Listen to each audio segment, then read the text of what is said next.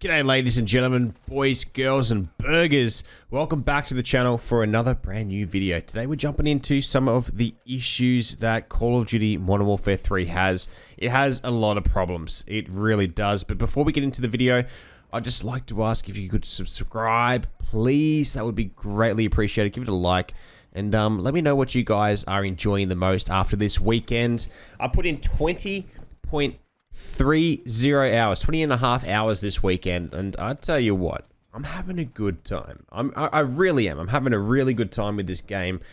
Playing with the fellas, it's really reignited and rekindled some mateships back on the game again, because I know that towards the end of the previous title, we were kind of playing different games, trying to get the chemistry happening. Like, you know, you're playing those games and stuff and you're trying to have a good time, and it's just like, we just want to play COD together. We want to play some COD. We want to kick back. We want to talk some shit to each other, and go from there. And hey, don't talk shit in the chat, the lobby, because otherwise that AI is going to pick you up, okay? Otherwise you're in some trouble. You go into online cybersecurity jail, ladies and gentlemen. But look, let's jump right into it. We're going to be talking about some buggy issues, okay? Now, I understand the game makes billions of dollars a year, and the issue is that it goes to shareholders and executives that, you know, pay themselves extra money and all that type of stuff. And I get that as well to a degree, but none of it is reinvested to, like, you know, the game itself, the employees. Look, I guess there is, but all they care about is bottom dollar about games launch, and that's pretty much it. Like, there's no massive shake up to have some sort of urgency to fix issues in the game. You know, employees are probably the ones under the pump being sacked, and you know that they were given 16 months to create this game, which, once again, I like it. It does feel like a bit of a DLC, but I do love it because it's rekindled that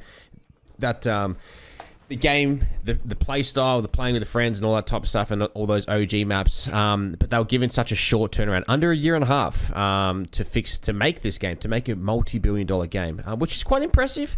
But it does and has come with some issues. Now, I have to ask the question: how do these issues surface as they're ruining it for quite a lot of people? You know, if we jump into some of the issues that we have here on the Trello board.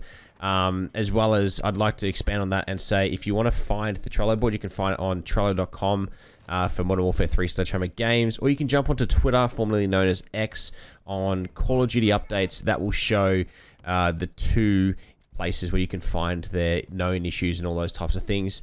But these are the places I like to keep up to it. So now, like, you know, some issues that they resolved were like multiplayer beta rewards not being granted for some players. Blazer's grenade voice line, you know, all that type of stuff. Missing announcer for UAVs, loadout selection being an issue, Guardian, and, you know, footstep volume levels to teammates. Like, all these things have been fixed. Like, ACS field upgrade does not capture objectives. Like, these are issues that have been resolved, and that's great. Kudos to them. It was such a short turnaround, which is fantastic. But look, we're going to jump into some multiplayer issues, and like in Search and Destroy, ping exploits can give players an unfair advantage, so they're going to fix that.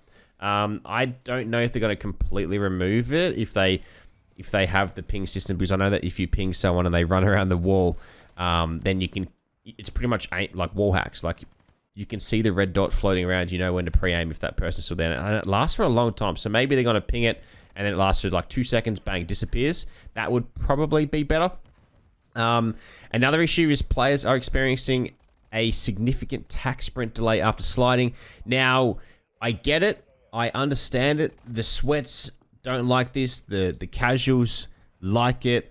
That you're not constantly smashing your controller up and all that type of stuff. I don't mind it. I don't mind it kind of, you know, not having to clench my controller so hard that I have to get a new controller every 4 months, every third of the year. So I'm not too much of a, I'm not really massively against that. I don't know. I didn't know that was an issue. I thought that was like just a regular thing that they wanted to keep in the game, to slow the pace of the game down. But there is a fix coming for that in the next couple of weeks, I believe. Karachi has been temporarily removed from Cutthroat due to mixed teams in initial spawn. So that's an interesting one. Can't say I've experienced that firsthand. I haven't played the Cutthroat mode in the actual game itself. I have played it in the beta and I really liked it. I did a video on that one previously, so go jump back in if you want to find out a little bit more about that one on the channel on Call of Duty's brand new mode, Cutthroat. It's fantastic, 3v3v3. Another fix is Quarry Rundown and Scrapyard are temporarily removed from Hardpoint due to spawn issues. Now, how do these games... I just have to... How does this... How? How does this make it live? How does this come to fruition where with the game coming out? Like, how is this not found? I just don't get that, man. You know, that's just ridiculous. Actually ridiculous. I guess Quarry, Rundown, and Scrapyard were not part of the beta, so maybe that's why it was never really tested properly. But anyway, minimap red dots do not indicate player elevation. Now, I thought that was part of the game, and so did my boys as well. We kept talking about it throughout the weekend. We were like, holy shit, man, like, why are there no elevation markers? Why is this not happening?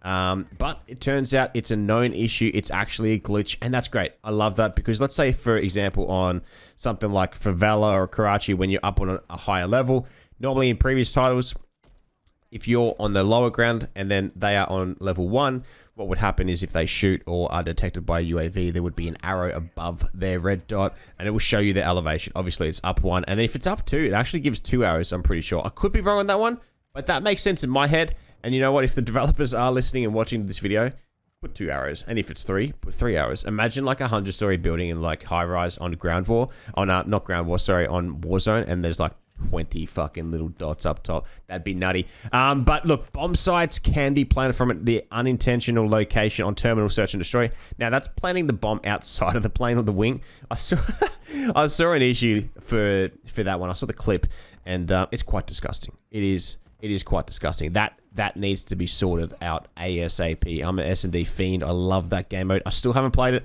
I've been going for those grind camos. But the last issue that I can see is after infill, field of view can be set higher than expected. A little bit weird, okay? Higher than 120. I would like to see the game like that. It would be looking like a fisheye, like a GoPro. That would be ridiculous. Another global issue is upon consuming a 2 times XP token, the UI often gets stuck at activating tokens. So that's a very big glitch there if you wanted to activate those 2x tokens. How many do you guys have left stowed away? Let me know. I think I have like near the 70 or 80 all combined up. Let me know what you guys have though. But look, these issues are arising when the game has been released. I don't understand that. You know, there's no fix for all issues that, you know, that are known. And it doesn't say a time frame. It doesn't say a time frame or when they're going to be fit. You know, I just don't get it. Multi-billion-dollar game. Now, this is the issue that I have. Sledgehammer Game put Vanguard in a similar time frame, put it together in about 16 months as well. Had a ton of bugs. Took them a long time to fix that. So hopefully it doesn't repeat itself when it comes to the history that they have behind them, which isn't that good. I understand that Christmas is approaching, and you know they want to get back to play with their families and chill out with their families and stuff, and have family time and away time. I get that. I need holidays myself. We all do. We all need family time and just away from work time. But they need to communicate that to us. We need to be told about that, informed.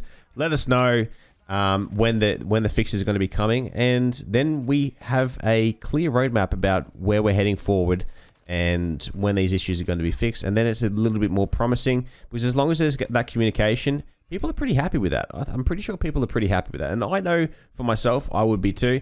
But let me know what you guys think of the game so far for this opening weekend. I've had a great time apart from these little glitches and all that type of stuff. And the gold guns, I'm having a great time doing that. If you want to learn how to level up your guns faster and get gold guns faster without playing those war modes and zombies, jump into my previous video. I've got that up there, some tips and tricks there from the G-Freak, yours truly. I'll catch you guys around on the next one. Remember to be safe, stay swollen, as always. Boom, baby. Peace.